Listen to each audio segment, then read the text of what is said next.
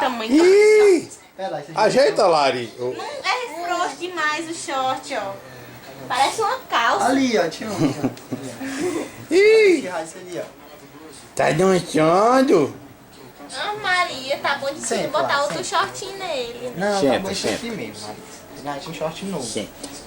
Ali, ó. Ih, Você levantou sozinho, menino, olha. tá bonito. Tá bonito.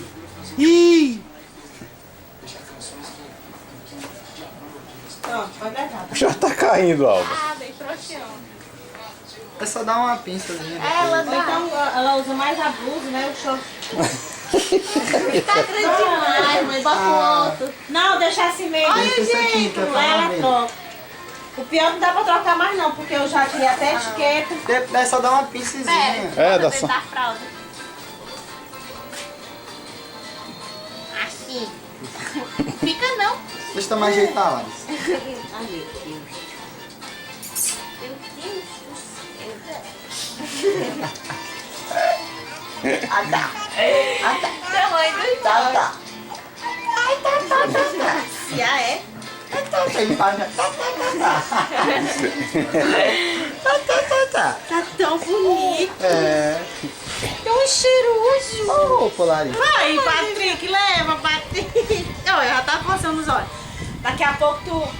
Bora lá. Tá aí, ligaram que eu comprei essa roupa pra ele. Não tem como trocar mais não, porque eu já tirei a etiqueta, já vesti. Ô, mano, ela dá ela Dá só uma pinçãozinha. Mãe, comprou, né? Foi lá na esplanada. Deixa eu ver que tá bonito. Ih, tá bonito. Ficou tão linda essa blusa, né? Larissa? Tá bonito, velho. Tá Deus te cedo. abençoe, viu? Ih, elogiou na mão. Ai, me dá logo, você vai elogiar a roupa dele. Ele engoliu de novo o bolo. Ave Maria, Lari. É o porquinho. Cadê o porquinho?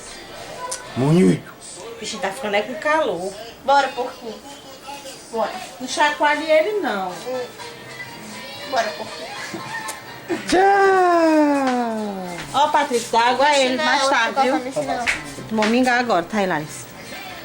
Oi. Ele não, ele comeu o que? Tá coçando os olhos. Agora. Fê Maria, lá, tu não Essa pode é. ver nada. Não pode dizer que vai sair que ele coça os olhos pra dormir.